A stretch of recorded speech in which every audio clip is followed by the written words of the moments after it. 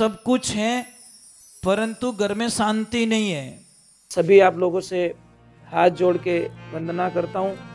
हमारा जो चैनल है श्री सोनू महाराज,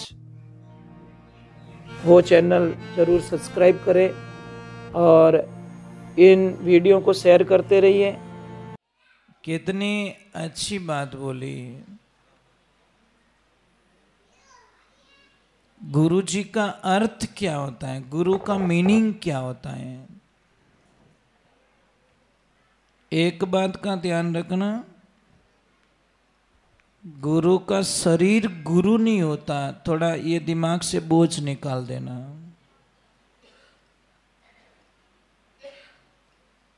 गुरु की बॉडी गुरु नहीं है, क्योंकि गुरु कभी, कई लोग दादा प्रश्न करते हैं कि आप रे गुरु जी, क्या हमारा गुरु जी मर गा, मतलब चेलो याद दो गुरु याद दो। गुरु जी कभी मरे? गुरु शब्द कभी नहीं मरता। जो गुरु मंत्र देते हैं, मंत्र का मतलब क्या होता है? मन को तर्क कर ले, उसको मंत्र कहा गया है। इसलिए गुरु जी का शरीर गुरु नहीं है, गुरु के वचन गुरु होते हैं। मैं एक छोटी सी बात कहूं, आपने बहुत जल्दी समझ में आएगी। एक काम करना, आपको बुखार आ जाए, डॉक्टर साहब के पास में जाना और बोलना, सर आप डॉक्टर साहब हो ना? क्या हाँ। आप मेरा बुखार उतर जाएगा ना? क्या हाँ। पर मुझे बुखार कैसे उतरना है? मैं सिर्फ आपको हाथ लगा दूं, बस मेरा बुखार उतर जाना चाहिए। अब ईमानदारी से बताओ, उतरेगा क्या? डॉक्टर साहब की ऑफिस में बैठने से बुखार उतरेगा क्या? बुखार किससे उतरेगा? दवा से। डॉक्टर साहब एक जरिया है, वाया।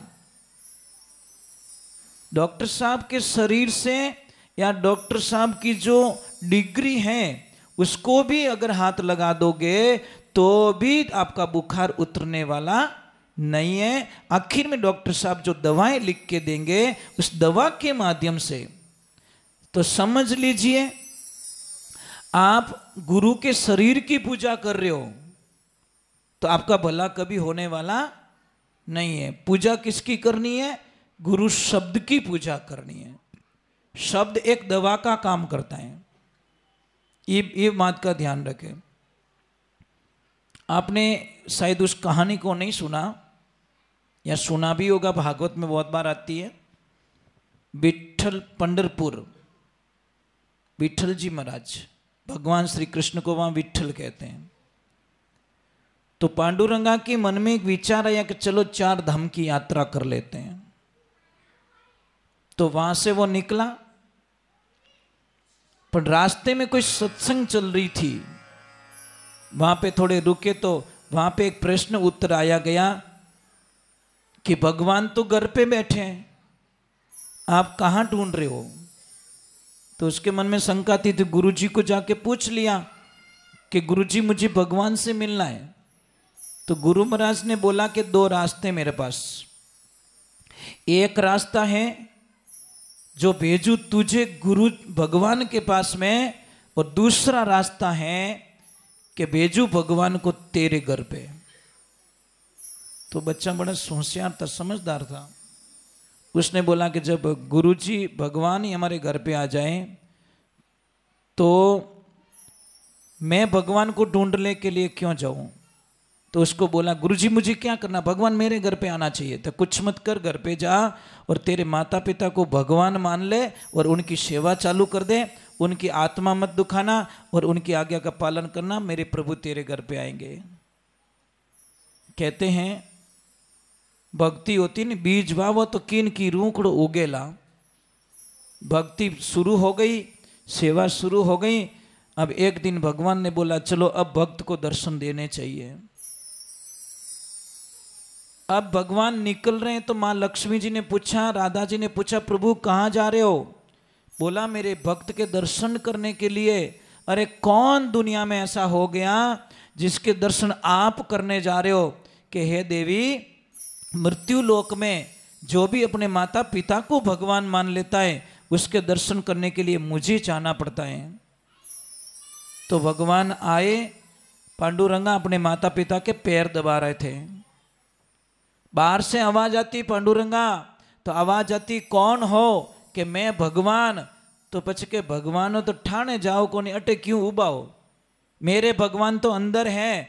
अरे मैं द्वारका से आया के थो कठू आया थो थोड़े ठाणे जाओ बाप जी, मोने डिस्टर्ब मत करो। भगवान बोला अजीब सा आदमी है। अरे पांडुरंगा बाहर है ना पानी भरा है तेरे घर के बाहर, कुछ खड़ा होने के लिए व्यवस्था तो कर ले कि ईटा पड़ी ईटों माते उबा रह जाओ, पर मैं दरवाजा खोलने वाला नहीं हूं। आखिर में जब सुबह दरवाजा खोला तो भगवान द्वारकाधीश कृष्ण कन्हैया बाहर खड़े कि वारे वाह पांडुरंगा। तो बोला कि मैं तेरे को आवाज दे रहा हूं, तू क्यों नहीं आया कि जिसकी वजह से तुम आए और मैं बाहर आओ तो उन्होंने नींद खुल जाती, तुम्हारी तपस्या भंग हो जाती। इन्हें वास्ते आप ही मोटा मारा माता पिता है, आप पछे क्योंकि दुनिया में आयो तो आपरो नाम मने याद नहीं आयो, पहला मैं मारी मारो नाम लियो।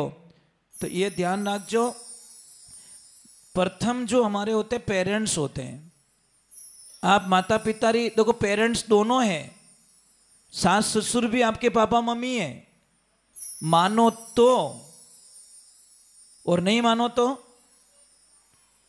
बस ये सबसे बड़ी प्रॉब्लम्स आती है आज गृहस्थी जीवन में। हमारे पास सब कुछ है परंतु घर में शांति नहीं है, और कोई कोई बहनों का नाम ही शांति है परंतु ये भगवान वा बंबू कम नहीं है, इतना गुस्सा करती है वो, इतना गुस्सा करती, नाम शांति पर शांति बिल्कुल नहीं है।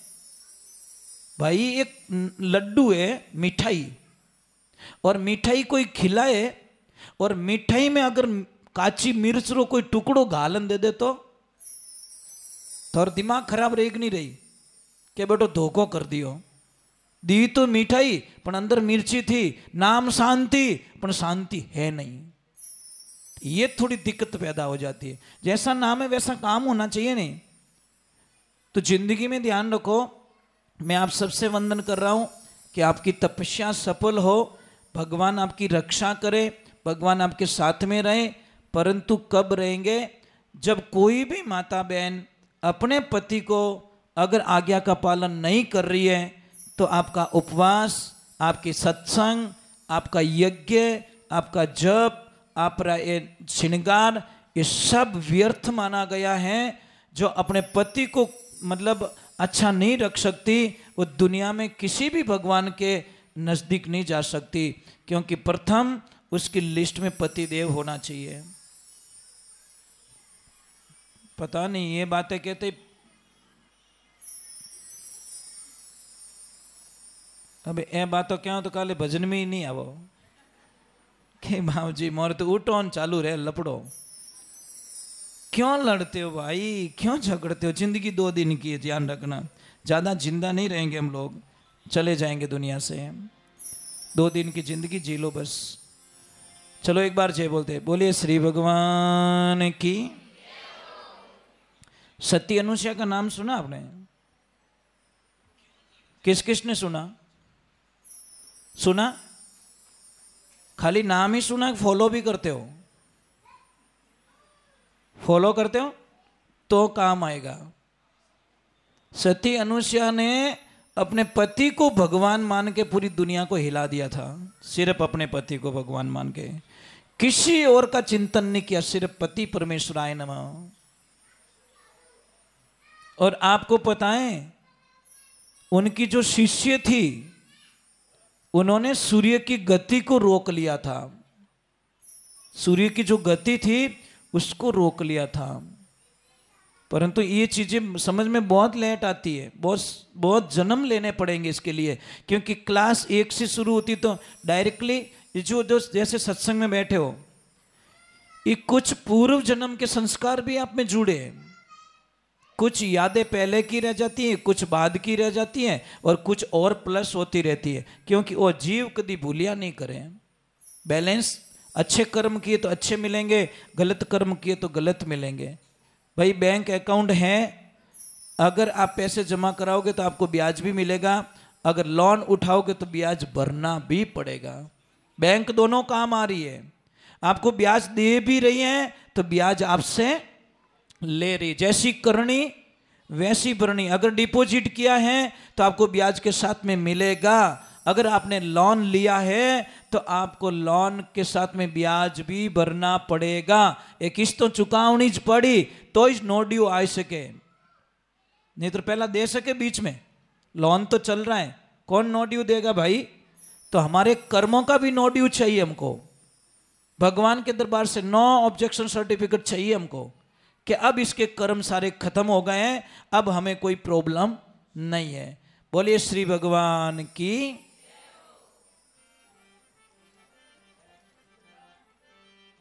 अच्छा, मेरा प्रश्न का क्या हुआ? भूल जाएंगे फिर। मैंने आपको पूछा मांग क्यों भरते हो? ठा को नहीं, सब नहीं ठा है। पक्की? पक्का? पतिदेव की? बहुत अच्छी बात, मुझे खुशी मिली कि कम से कम ये एफडी चाहिए आपको। जी, शास्त्र में लिखा है मांग हमेशा इष्ट भेष में मुंह करके भरो। जिधर से सूर्य देवता निकलते हैं उस दिशा में घूम के मांग भरिए, और मांग भरते वक्त ऐसे मत पकड़िए, ऐसे पकड़िए। इस अंगुली को टच मत करना, बड़ी अशुभ मानी गई है। ये वाली अंगूठे के पास वाली ये बड़ी खतरनाक है, इसको माला में भी टच नहीं किया जाता। एक छोटी सी बात कह रहा हूं, जैसे किसी को आप तिलक निकालना है, ऐसे निकालोगे तो कोई दिक्कत नहीं है, यूं काटे रहो तो करजो तो खरी, कहीं कहीं बाबूजी कहीं हो दो गालो आंख में कहीं करो, ये अंगुली ऐसे उड़ती झगड़ा करवा देती है। इन आंगली रो काम ही चढ़ इन्हें वास्ते हैं। ये देखो मेरे पास गौमुखी है, जब हम माला फेरते ना तो इसमें एक सिस्टम दिया हुआ है शास्त्र के अनुसार। ये माला फेरते हाथ अंदर चला जाता है और इस अंगुली के लिए दरवाजा रखा पर्सनल कि तू बाहर भाग जा, तू डिस्टर्ब करेगी। इन वास्ते इन्हें आउट करनी पड़े, बारे काटे नहीं ज माला फेरनी पड़े, इन्हें भेड़ी नहीं राख सको, आ घोटालो करावे। इन्हें वास्ते ये अंगुली से कभी मांग ना पड़े, ऐसे पकड़िए और क्या बोलना है, प्रभु मेरे पति देव को सलामत रखे, रक्षा करे, ये बोल के मांग भरो। आजकल थाने करे मांग भरोनो टाइम नहीं है, ली डबी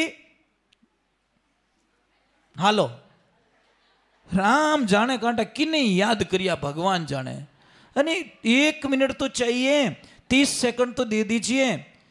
अगर पूर्व दिशा में आप मुंह करके मांग भरोगे तो जी मुझे पूरा विश्वास है, क्योंकि उगतोड़ो सूरज सबने दुनिया में एनर्जी दिया करे तो आपके पति देव की भी उम्र बढ़ेगी। डूबता सूरज नहीं, उगता सूरज।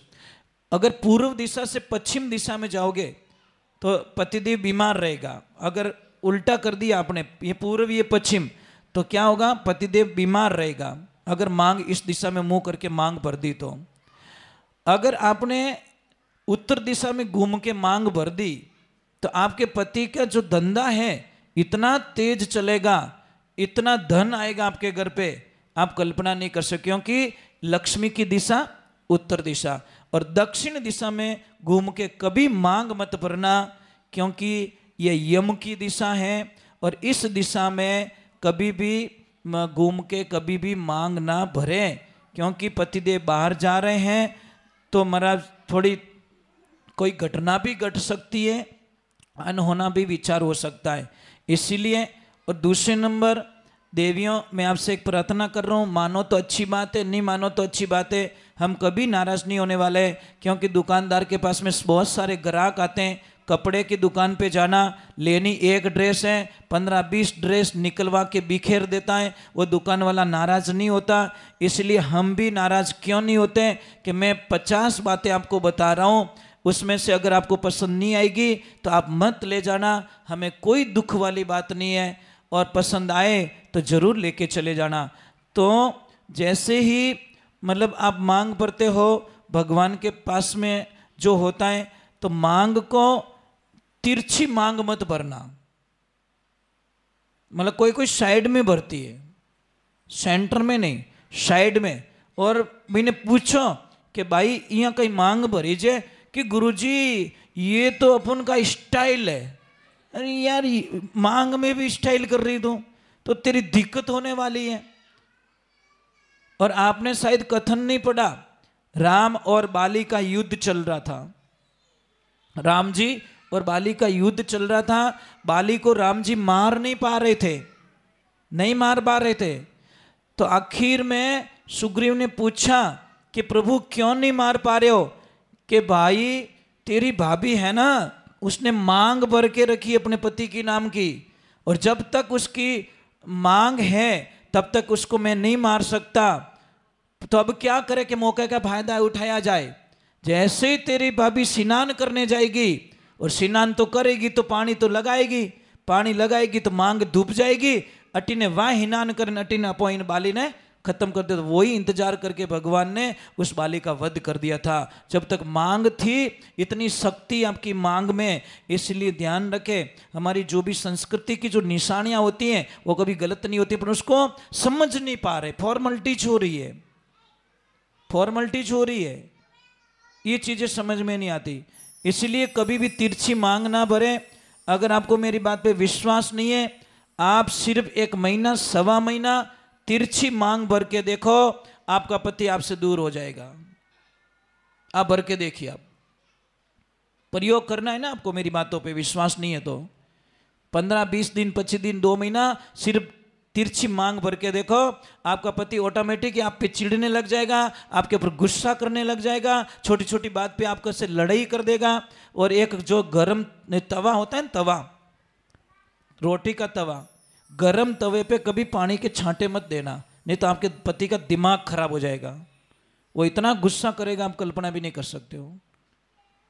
ये बातें करो तो घर पे, परंतु वो रिचार्ज बढ़ रह जावे, ये ध्यान रखो। बातें बहुत छोटी है पर थोड़ा ध्यान रखिए। बोलिए श्री भगवान की।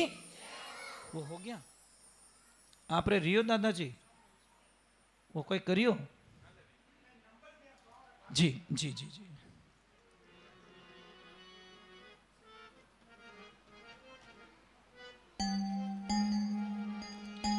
बोलिए सिया। लग रहा है ये देखो, कल तो थोड़ी इधर उधर भाग रही थी, पर आज बड़ी शांत होके बैठी है।